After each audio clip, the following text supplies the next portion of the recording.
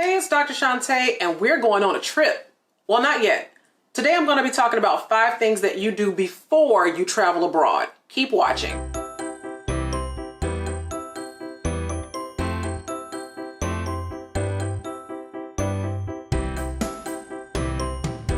So before we get into the good stuff, thank you for stopping by my channel. If you like this video, make sure that you hit that like button. And if you like the channel, make sure that you subscribe, turn on those post notifications so that you know every single time I post new content. And most importantly, leave your comments down below because I would love to hear about your experiences traveling abroad. Now, let's get to it. So I'm a single mama, and a couple of years ago, I looked at my passport and it had dust on it, like literal dust. And I said, okay, we need to change that because that means that you have not been anywhere in years. And so the past few years I have been traveling internationally and I have picked up some really great tips. And so by the end of this video, you are going to have 5 things that you need to do before you travel abroad. And anytime I share tips like this on my podcast or on social media, people love it. So I wanted to share them here with you. So number 1, count your coins, because the almighty dollar is not that mighty when you go someplace like London. And so you definitely need to understand what the exchange rates are, because for every $1 US that you take to London, you might get the equivalent of like 75 cents back. In other places, the dollar does a lot better. So just make sure that you understand the exchange rates in the country that you're traveling to before you go so that you know exactly what you can afford. I'd be really curious to know, what has been your experience with money and exchange rates and coins and all that good stuff when you've been traveling abroad? So tell me what your experience with money has been. Leave your comment down below or your best tip, and I would love to read them and respond.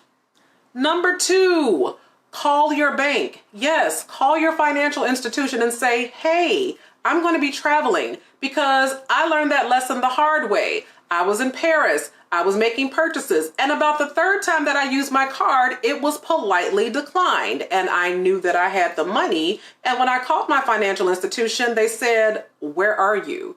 And I said, I'm in Paris. And they said, you didn't tell us that. So when we saw these charges popping up on your statement, we thought that they were fraudulent. And I said, oh. So before you leave, make sure that you let your bank know where you're going, how long you plan to be gone, so that you can make your purchases without any issue. Number 3, call your cell phone provider, because you do not want to get sticker shock on your cell phone bill when you return. Find out if they have a special travel pass, or if there are certain charges for using data. Do you have limitations in terms of your data when you're traveling internationally? Are you going to pay an uptick in roaming? Make sure you understand all of that before you travel, and also understand their policy on 800 numbers. When I was traveling to Mexico, I realized that I could not make 800 number calls from my cell phone while I was traveling abroad. So make sure you understand all their rules, regulations, and extra charges before you travel so that you can prepare. Number 4, make sure that you understand the time difference. This is so crucially important, because you are going to be leaving in your time zone, but you are going to be arriving in a completely different time zone. So make sure that you understand that for the purposes of ground transportation and communicating with your family, so that they understand that when you are going to be there at 8 o'clock in some other time, it might be 2 o'clock in the morning their time, and vice versa, so that they don't call you at some ungodly hour and ruin your vacation.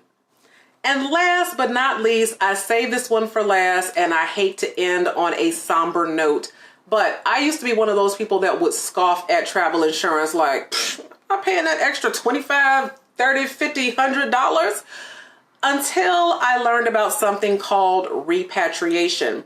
So repatriation means that in the event that the unthinkable happens to you, travel insurance will cover the transportation of your remains back to your family.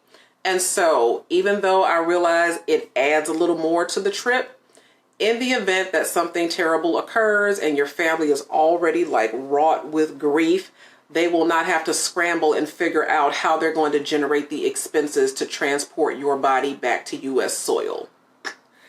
So pay for the travel insurance. And on that happy note, we are done. Now we're ready to go on our trip. So if you like this video and you like this channel, make sure you hit that like button. Make sure that you leave your comments below. Subscribe if you haven't already, and I will see you next time.